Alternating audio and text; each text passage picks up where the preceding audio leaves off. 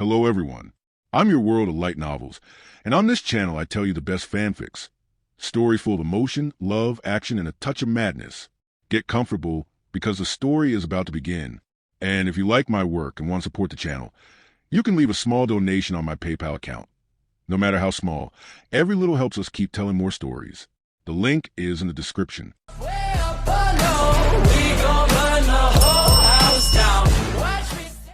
After my strategic retreat from one sweet angel, I was about to go look for Abel and George, but then I remembered that I was actually the commander-in-chief here, and it was my subordinates who should run to me on demand. Well, they weren't technically my subordinates since the First Heavenly Army was disbanded, but they were still closely related to current Exorcists. Abel was the chief quartermaster. That is, he was responsible for supply to Exorcists. Well, you know, inhabitants of paradise, despite their immortality and lack of vital need to satisfy basic needs, still want to eat. Damn hunger makes itself felt even in freaking afterlife, even if there are no consequences from prolonged starvation here. Sleep, a well-rested angel is more productive, dress in armor, and at the same time have a place where you can store combat equipment until demand. By the way, George makes the latter, because in this universe he is not only a legendary warrior, but also a cool blacksmith, whom Adam taught to make holy steel, and he, in turn, was taught by Sarah. In general, both of them are not only veterans, but also de facto active officers who, if necessary, will be the first to come and help with mobilization. Yes, Adam really had a mobilization plan in case of a new war. Sarah didn't know about it, but some veterans did. These who shared Adam's point of view about need to be prepared for a second conflict, and according to this very plan, they were supposed to take up officer positions in the new army. And George and Abel were supposed to become generals, which they knew very well. So I guess if I call them into my office, they'll show up without much questioning, and I won't have to look all over heavens for them. And yes, Adam, as commander-in-chief of Holy Army, had his own office. However, it was not located in Seraphim's palace, but in a building nearby, and he didn't use it too often. Breaks between exterminations, after all, took a dozen years, between which Adam, however, didn't just kick cocks, but drove his battle harem so that they wouldn't relax and went soft to too much. Not that this made any real sense. As far as Adam knew, bodies of angels and ascended souls, who were also called winners here, were not subject to processes of entropy and degradation. Well, that is, it was really possible not to exercise for thousands of years, and at the same time not to lose either shape or skills. True, it was impossible to swing indefinitely. More precisely, it was possible, but after reaching a certain limit, speed of physical development began to tend to zero, to the point that increase in stats, even after thousands of years of intensive training, was quite meager. So where was I? Yes, plan B in case I don't come back. After a short call and a conversation along the lines of, I hope you're not too busy, because I need you to get your asses into my office as soon as possible. It's important. I had both of them in less than 10 minutes, and I finally was able to see them in person. My son, Abel, gave impression of a good-natured fat man who wouldn't hurt a fly, even if he wanted to. But Adam perfectly remembered how this kind-hearted man had easily lifted an adult bull with his chubby little hands during his lifetime, or how during the war they were both ambushed by some demons, and he quite successfully punched them in face. So even if he doesn't like violence, it won't really stop him from resorting to force if pressed. George, one of First Saints, looked like a typical Russian hero, except in jeans and a white t-shirt. Well, you know, this walk-in closet with mustache and beard, although he was a little shorter than me. Although, if you think about it, I'm a big guy now, somewhere under 2 meters tall, if not more. Look at that. Top of Lute's head barely reaches middle of my chest, and she's about of average height here. Greetings, Father George, Lieutenant. My son greeted me first, sitting down in front of my desk. Hello to you, old folks and girl. George echoed him. Hello to you too, boys. I couldn't help myself but smiled. Despite some rough edges in their relationship, Adam's feelings for them were rather warm, and they were fully conveyed to me. Okay, I won't pull cat by BA tail. Lilith has found a way to power up sinners and, I think, is preparing for war with us. Really now? Has this bitch decided to raise her head for real? George was surprised. And the snake helps her, of course. Well, I'm not sure about Snake, but it's not that important. What important is that I'm going to Lilith for negotiations tomorrow. What? You? For negotiations? With Lilith? Abel's eyes bulged, and George wasn't far behind him either. Yes, I know how great that idea, but believe it or not, I don't want to lead to a war for universe. And Mistress Sarah said that there was no one else to send and negotiate with. So that means we're coming. My son drawled gloomily. Hey, even if my chances look inconclusive, they're not exactly zero. I countered without much heat. Come on, old man, do you really think you can negotiate with your ex? Holy Warrior raised an eyebrow. I mean, seriously, your mutual hatred is legendary. Just like Lilith's hatred towards heaven. I highly doubt that she'll calm down, no matter what you offer her. And I doubt even more that she will actually calm down even if we come to some kind of agreement. I know people like her. No matter what they get, they don't get enough. It's a possibility, yes, but I think it's still worth a try. At worst, it will buy us some time, and at best, it will completely avoid a conflict that, frankly, we didn't fucking need. Old man, since when do you run from a good fight? George asked. I'm not running from a fight. If necessary, I'll put the whole paradise to arms. Which, by the way, is truth, but I don't want to lose our souls. Again, do you remember how many we lost last time? Not as much as we could, but much more than we would like. Holy Warrior nodded. Still no offense, but I don't believe in your negotiating skills. Yes, actually, I don't believe in them too. That's why I called you. Someone will have to lead the mobilization if upcoming meeting turns out to be my last. Sir, I'm sorry, but I still think it's stupid to go there alone. Lute chimed in. Hush, woman. If I'm going to die down there, I'm not going to take you or other girls with me, so it's not even up for discussion. I waved it off. And although that's not exactly untrue, I was actually more worried that girls might screw up my negotiations with their attitude. I'm too old anyway and useless to anyone. Nobody will feel sorry just for me. Oh, it seems that I shouldn't have blurted out that last phrase. Everyone stared at me as if I had a second head grown, and it was Sarah's head. What with your faces, guys? It's just such hyperbole. An artistic exaggeration, if you will. I hastened to reassure my interlocutors. Why are you reacting so violently? Oh, it's just that this phrase is a little out of character for you. That's all, Father. Abel smiled a little stiffly. Oh, screw you. You can't even take a little joke anymore. I waved it off. Okay, back to the point. If I don't come back, I want both of you to take command of army. Abel is in rear. George is on front line. If you haven't heard from me by midnight tomorrow, start mobilizing. Here, I slapped the stack of folders on my table. Lists of veterans suitable for officer's role. Everyone else's files are in archive, in basement of that building, and I'll leave keys here in my desk. Lute will help you. She knows everything here. I glanced at Girl, and she nodded silently. And yes, don't forget to go to Sarah. Let her give a go at all our events and start moving things from her side. Like, declares a state of emergency, gathers a council, and so on. Any questions or objections? Why not start mobilizing right now? George asked. Because I'm still counting on successful negotiations, and if they indeed do turn out to be successful, it will be difficult to calm down all that fuss. I didn't know you were such an optimist, Father. Abel grinned mirthlessly. Hope for the best. Prepare for the worst. But worse still hasn't happened, so there's hope it stay that way. I replied, well, I can't just explain to them that in cartoon Adam successfully negotiated with Lilith and led her into heaven. Any more questions? There were few questions, mostly specific, related to organization process. We briefly discussed who should be put in what position, what's going on with the combat capability of Exorcists, who are currently our only fully equipped combat unit, and therefore the only ones who are ready to take a hypothetical blow on themselves. And I really want that blow to remain hypothetical, because it's one thing to face defenseless sinners, and quite another to face demons with their black magic, who may well join the fun, and who my girls frankly won't stand a chance. After all discussion topics were mostly exhausted, I decided to leave group with Lute in my office to sort out my paperwork, and I took my leave, saying something like, come on, guys, I believe in you, which earned me a strange look from Abel. Damn, I think I'm getting out of character. But whatever, it doesn't matter. I strongly doubt that anybody here will come up with the idea that Adam was somehow replaced. At most, they will think that responsibility has awakened in me against background and external threat. I'm not going to act like a total asshole anyway. Thank you very much. I went to check on my garrison.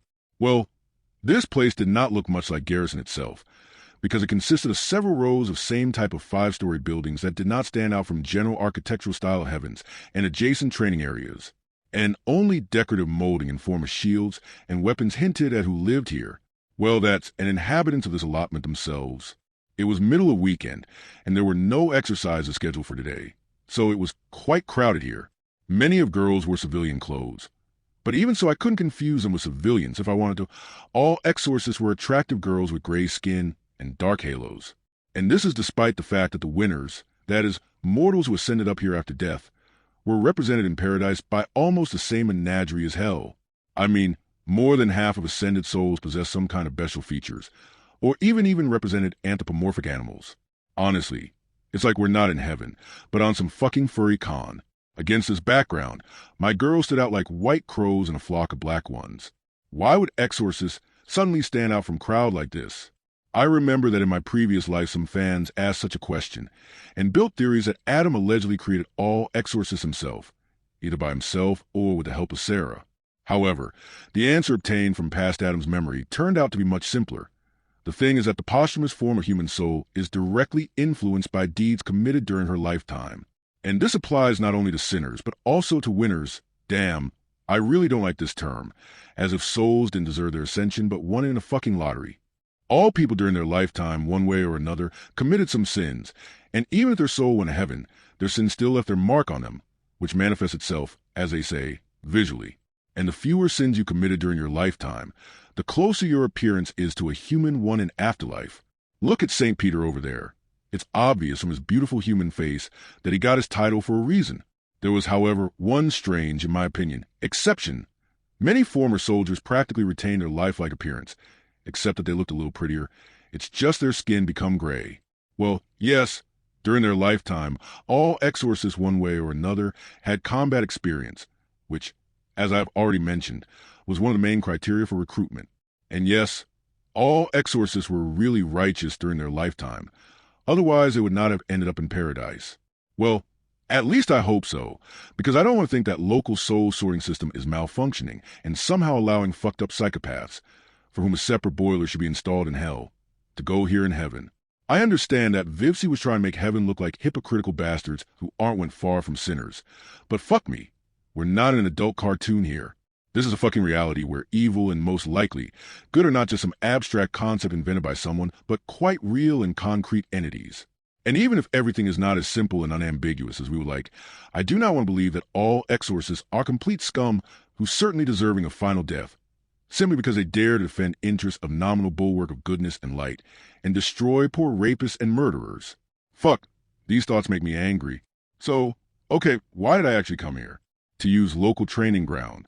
After all, I have to go to freaking Lilith tomorrow morning, and I've just been stuffed into this body, and I'm not sure what specific powers I have, let alone how to use them. Meanwhile, Adam had some powers. In the same show, he could shoot holy rays from his hands, so much so that he vaporized an entire airship in one salvo like it was nothing. And then fucking Lucifer came and humiliated him. Seriously, the devil was just playing with the first man, and he couldn't really do anything to him. So, the question is, how strong is his wife then? In theory, she should be inferior to him in matters of power scaling. After all, he is a former seraphim and devil in general, and she... Who is she anyway? She was human, yes, but is she a demon now? Well, let's assume that. How much is she inferior to him? Such a question, of course, but she's hardly a total wimp. Anyway, she'll definitely give me a hard time. And I need to make sure that in the worst case scenario, I will able to, if not fight back, then at least escape. So I'm here. There is a huge field where more than 1,000 people can train at the same time, but now there are only 50 people on it. And even then, only half are in shape and training. The rest are here, like, just relaxing. By the way, some of them noticed me and waved happily, and I automatically waved back. And their smiles are so genuinely joyful. Damn, here's another interesting question. Where do these girls get such reverence for Adam's not the most modest personality? I mean, it's clear that he's a commander and just the first guy, but... whatever. That's not why I'm here. So I'm here to test my magic. In general, it is not customary to call this power magic, because magic comes from the devil, and here we have holy power and miracle working. But seriously, it looks like magic and is used as magic. In short, it's magic. I don't care. I started by trying to shoot holy rays, like in show, except that it was weaker. On my very first attempt, I successfully strike out target located here. A dummy in the form of Lucifer. Guess who made and installed it? I looked at destroyed dummy, thought a little about it, then pointed my finger at it, and after a couple of seconds, another ray of energy restored it to its original state. I repeated it all 50 times in a row with speed, and I wasn't even particularly out of breath. Then I used telekinesis to rip dummy off its seat and play airplane games with it. It wasn't that easy now, but it's still within the realm of possibility for me. Then I thought a little more and put an illusion on him to make him look like real Lucifer. However, at first, instead of his appearance, I got some kind of crooked caricature, as if from a crooked mirror, but after a few attempts I was able to correct it anyway. Then I played with his size and shape, and in the end I imbued myself with power and taking off. With one blow disintegrated my unfortunate subject into dust. After the last blow I suddenly heard joyful clapping and cheering. It turned out that my training attracted attention of all nearby exorcists in the whole area, and they gathered a little further away, clearly enjoying the spectacle. I blinked in surprise, but immediately made a theatrical bow. Let girls have fun at my expense, why not? I didn't know you could do that, sir. My second in command landed next to me. Oh, Loot, have you finished yet? So fast. I was a little surprised. I thought she'd be stuck there for a couple of hours for sure. The Saints have decided that they can manage without me for now. Well, they're not small kids. They'll decide for themselves how best to work. I shrugged, at the same time approaching crowd of my fangirls. Hey, ladies, how are you? As usual, sir. Be quiet and calm. Amanda, as helmet interface marker for me, answered for everyone. Yeah, fun fact, these neon masks aren't just made for beauty. But since you're here, how about we throw a party? Oh, yes, we're in paradise. It's okay here to throw parties for any possible reason.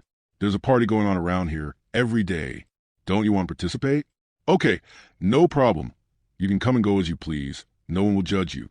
Adam usually participated in all movements related to his girls, and I myself might not mind joining them.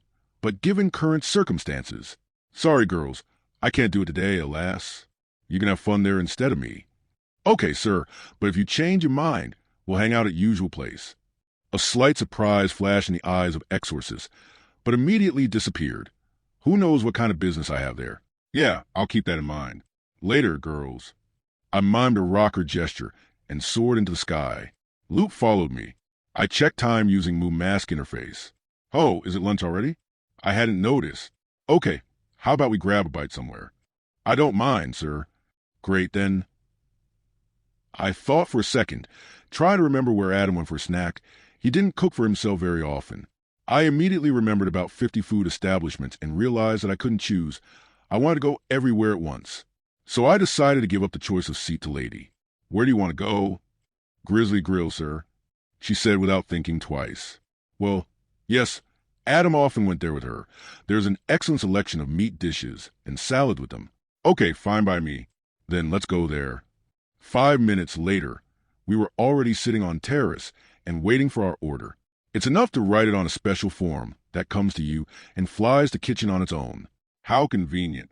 In meantime, while we are waiting for meat, there's time to think about results of my express inspection. So, good news is I'm a wizard. I mean, Adam's holy power is still with me, and I can use it freely. And, as it turns out, it is not limited to banal laser beams.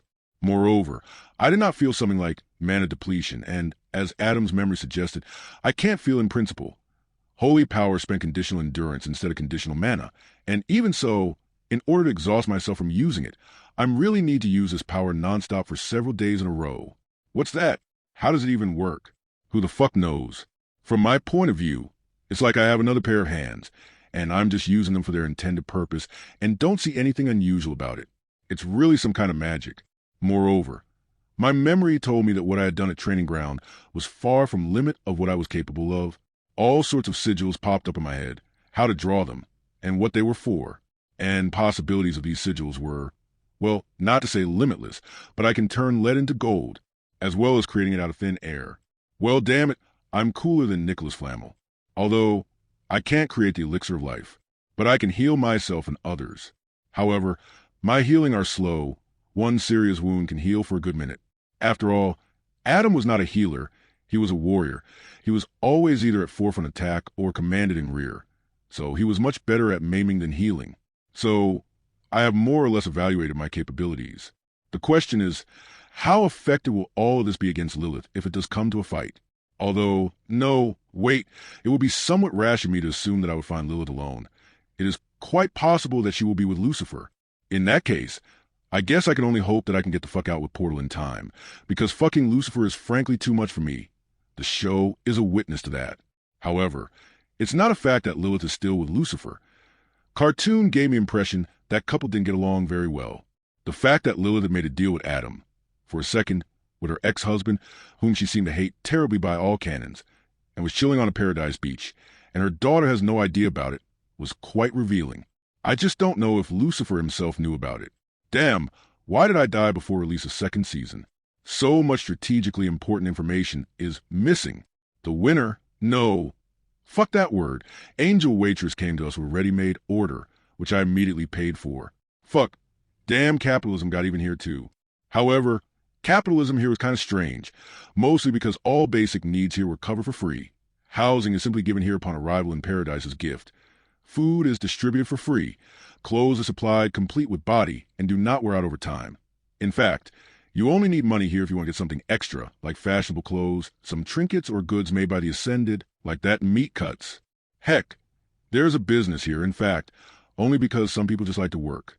Well, you know, grazing cattle, cultivating fields, sewing beautiful dresses, cooking for others. Some people just can't see their life without their favorite work. And since work should be rewarded, a monetary system was here, introduced along with a business support system, in which everyone is provided with everything they need, from premises to equipment, free of charge, on condition that if you stop using it all, it must be returned. Holy shit, it's not capitalism at all, it's communism of heavenly kind. Seriously, the principle of from everyone according to their abilities to everyone according to their needs is implemented here literally, with the only caveat that, in fact, no one is required to invest their strength and abilities in a common cause in order for the system to really work. Well, okay, the higher angels need to do something there for system to function, but rest don't have to bother, unless they want to get a little more than they are supposed according to regulations. Sir, is something wrong? Lute's voice brought me out of my thoughts. Nothing. I'm just thinking about economic and social structure paradise. Oh, Cly, it seems to me she doesn't believe me. Well, believe what you want, Silverfish. Sir, I was just thinking, why did you decide to negotiate in the first place? I stared at her blankly. On one hand, her question seemed rather silly. Obviously, I want to prevent a war. But on the other hand, past Adam fiercely hated a couple of royal elves, which everyone knew about, and at the same time he was a known proponent of radical solutions. Well, yes, if you think about it that way. Then from Lute's point of view, I don't behave like me at all. After learning about a possible threat from my ex, I should, in theory, have started foaming at the mouth to demand the outbreak of war in order to punish that treacherous bitch and her blonde fucker. But instead, I suddenly decided to start peace negotiations with them. I don't behave like myself. So, what should I tell her so that she doesn't mistake my urge for peace for cowardice and weakness and lose all respect for me? Okay, let's improvise speech on the go. Lute. I sighed significantly and put down my cutlery. Don't get me wrong. If I had my way, I would have walked all over hell a long time ago, burning it out with holy flames, and after that I placed a permanent garrison there to quickly massacre all newly arrived sinners. But there are a number of problems with this, starting with the fact that seraphims will never approve of this idea unless Lord himself orders them to do so, and ending with the fact that, frankly, we are not ready for war. We were sitting in a secluded corner, and there were no other customers nearby. So I wasn't worried about being overheard. Sir, with all due respect, these wicked creatures can't do anything against us. Yeah, except for the combined forces of Lucifer, deadly sins, and demons of Goetia. I smiled mirthlessly, bringing back memories of past conflict. No, of course. If we had gathered all forces available to us and prepared properly, then, most likely, we would still be able to dominate them, albeit at a considerable cost. But right now all we have are Exorcists. Isn't that enough? Lute asked gloomily, not so much outraged that I was essentially saying that she and her sisters-in-arms had little strength, as trying to analyze and understand the situation as a whole. Yes, the beginning of last war, as I remember, was difficult, but in the end these creatures could no longer withstand our soldiers. Lute, don't take this as an insult, but exorcists are not warriors. You are. I paused to look around, and when I didn't see anyone nearby, I continued. Executioners. You are not fighting dangerous enemies. You are executing unarmed criminals. There are only a few girls who actually fought with hellspawns, but most of them only dealt with sinners. And, as I said, they can't even be considered as opponents. Besides, don't forget that we weren't dealing with all hell that time. Really? Lute was surprised. Oh, you probably don't know, but fucking Lucifer warned us about that uprising. Oh, how her face fell. Yeah, that damn snake was actually on our side. Or, rather, he was trying to put down a rebellion in his kingdom with our hands when he realized that he couldn't regain control on his own. It turned out that even a fucking devil can be kicked away by a large enough crowd of strong demons. It's a pity that not to death. In any case, Lute, seraphims will hardly ever give us permission for total extermination, because, firstly, they are kind-hearted by nature, and secondly, they desperately want to preserve the status quo. And, personally, I'm even ready to support them in this. After all, if there's one thing that Story of Lilith and her cursed fruit taught us, it's that if system of entire universe is working fine, then it's better not to fucking touch it. That's why I'm going to try to reason with this bitch first, and only then, if it doesn't work out, I'm going to call the whole paradise to arms. There was a long pause, as if Angel was trying to comprehend what I had said. What makes you think she'll listen to you at all? She asked after a minute. Because that's what happened in the cartoon. However, fuck knows how it will turn out here. It may well happen that she will immediately tell me to fuck off and try to rip off my balls and stuff them down my throat. And she can easily try to pull it off. To be honest, going to her base on information that is not necessarily applicable to this reality is not a very good idea. But alternative, in case I don't, is so much worse. In any case, it's still worth a try. Okay, that's good and wonderful, but what should I say to Lute? I know her. I finally gave the vaguest possible answer in the most confident voice I could manage. And it's not that I'm lying, but the last time Adam Pass saw her was during post-war negotiations. And even then, they didn't even exchange insults. All negotiations were conducted by seraphims projecting their holograms onto the meeting place. Who knows how much she has changed in 10 millennia in a literal hell. Okay, fuck it. Let's eat before meat gets cold. I decided to end these conversations before they depress me. Yeah. Lute returned her food without enthusiasm. While we were eating, I thought about my next steps.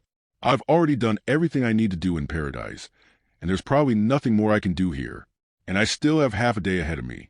So I could go to Lilith right now, but I just need to stop by Sarah's and name my official successor in case of force majeure. But something doesn't pull me to go on a suicide mission. And this, no matter how you look at it, is exactly it, ahead of schedule. Oh, by the way, about Sarah, I put my fingers to my ear and made a call through interface of my helmet. Yes, this helmet has the functions of a freaking smartphone. Convenient, yeah. Hello, Mr. Sarah. I hope I'm not interrupting. Adam, did something else happen? No, I just thought, why should I come to you tomorrow morning if I can just call you? In short, I will leave St. George as a new commander-in-chief, and Abel and Lute will be his assistants. You don't have to worry about them. They know what to do. As agreed, I'm moving out early tomorrow morning. All right, I get you. Then I won't bother you anymore. Adam, came voice on the other end. Please come back to us alive. Oh, believe me, I'll do my best. I smiled wryly. I'll see you later. God bless you, she said finally before connection ended. Ha! Sarah didn't have the best opinion of Adam, and he was well aware of that himself, but she still worries about me? Well, I'll try not to upset her more than necessary. Okay, Lute, it seems that all my business here is done, and I'm free until tomorrow morning, so do you have any ideas how we should spend the rest of this day? I asked the girl closest to me, Adam, after we finished lunch. It's a strange thing. Adam Pass had 9 deputies in total during his exterminator career, including Lute, but it was with her that he had the warmest relations. Not to say that he had any tension with other girls, but they always tried to keep some distance from him. Lute, on other hand, was only too happy to spend most of her time with him, without imposing herself too much. How about sparring, sir? That is, to return to the training ground? Oh, well, I don't have any ideas anyway. This time we did not go to training ground, but to a special clothes hall, where no one was there right now. We took out training spears from back room and stood opposite each other. After a minute, it became obvious to me that past Adam's fighting skills were still with me. Lute fiercely attacked me. Her movements were sharp and fast, and she used her spear with ease. But I surpassed her in everything. Not to say that she was a very easy opponent, but I knew that, if all other things being equal, I would beat her without any problems. I was faster, a little more agile, more experienced, and much stronger. In fact, I even had to restrain myself from hitting her too hard, and even so, she flew a good 10 meters away. I feel like a freaking main character out of some stock Ice Guy manga.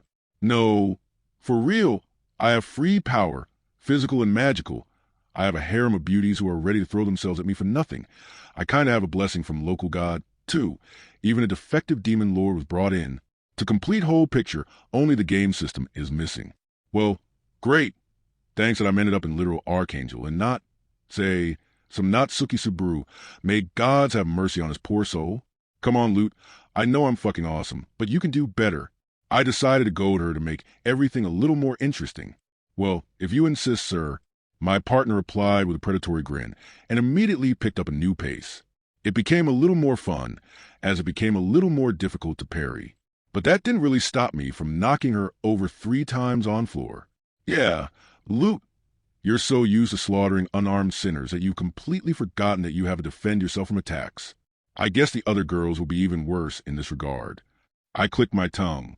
After all, Carmilla from the show turned out to be right in that regard. My angels relied too much on their supposed invulnerability. They really turned out to be executioners, not warriors, as I myself described them a few minutes earlier. Not that I had any reason to think otherwise, but I had a glimmer of hope that it wasn't that bad. If everything goes well, we'll have to fix it later. I will make changes to the training plan. Loot shouted, then abruptly took off and immediately flew straight at me with speed of a fighter taking off. No less. Just so that I could dodge her, stab her in back with my spear, and slam her into floor. Okay, let's leave it at that. Are you okay in there? Wow, you still have same heavy hand, sir, but I will live. My lieutenant groaned, getting up heavily from floor. Angels are much tougher in body, and it's generally difficult for them to cause permanent damage, unless you're in hell. But I guess I went overboard after all. Let me help you. With one hand, I lifted her to her feet, and with the other I began to heal. Oh, sir, I didn't know you could do that. Why haven't you used this ability in training before? Angel closed her eyes in relief. I'm a lousy healer, and I'm too lazy to do this. I answered honestly. Too lazy to lay hands on girls? She squinted at me. I'll pull off the healing process for too long, and I'd rather do something more interesting. Like now, for example? Loot asked, and I caught a strange note in her voice. And that look, oh. She also put her hand on my shoulder. I don't need 10,000 years of Adam's experience to realize where this is all going. And what should I do? Adam Pass would not refuse girls' unspoken offer. He would simply take her in his arms and drag her to nearest bunk. Or he would have checked in on the spot if it was private enough. He didn't like it when extra eyes were watching the process, unless it was another girl who didn't mind taking part. Except I'm not exactly Adam myself. And that's Loot. And it's all kind of too weird for me. Loot, you are hot stuff, but I know you have an even hotter temper. So I want to warn you that just because we're having sex doesn't mean I'm taking on any responsibility or something. I understand. She touched my mask with her other hand. I understand perfectly well that I am far from the first and far from the last, and I don't mind. And I won't impose on you in any way. Although I want you to find a place for me in your heart, I was satisfied with just having enough memories to share with you. And there was such tenderness in her eyes that I was frankly taken aback. And this is a fanatical maniac who enjoys bathing in someone else's blood. Even if blood of sinners? Who wouldn't hesitate to mutilate her sister in arms for a minor offense? And that's how she looks at me. No, Adam? And all right, fuck it. Literally. Luke couldn't help crying out when I picked her up like a bride, after which I opened a portal to my lair, damn. So that's why she looked at me so strangely this morning when I told her to walk to the place to get to... Oh, screw it. Do you have any suggestions? I asked after portal closed behind me, reviving Adam's memories on the subject as I went. You can do whatever you want with me. Adam, do you remember when I wondered if God had fucked me up when he put me here? Forget it. God, forgive me, fool, for doubting you. I just didn't realize that with all cons of being Adam, there were also fat pluses. So that you understand, in this universe, Adam was author of Kama Sutra, and Loot was very open to experimentation, and was just overflowing with enthusiasm. In short, this day was worth it to get involved in solving all future problems. But for some reason, Loot refused to stay the night, but come on, as if it's something bad. I slept peacefully that night, and woke up with a light heart. upcoming meeting with Lilith and possibly Lucifer was clouding my mood, but overall I was more optimistic. Anyway, I was ready to try. I didn't want to think about what would happen if I couldn't come to an agreement. So, after having put myself in order and sending Lute a text message saying, "I'm leaving, love you, kiss you," I opened a portal to hell, to the heavenly embassy. It's impossible to teleport from hell to the Golden City, but it's easy to get from there to hell. Well, let's go.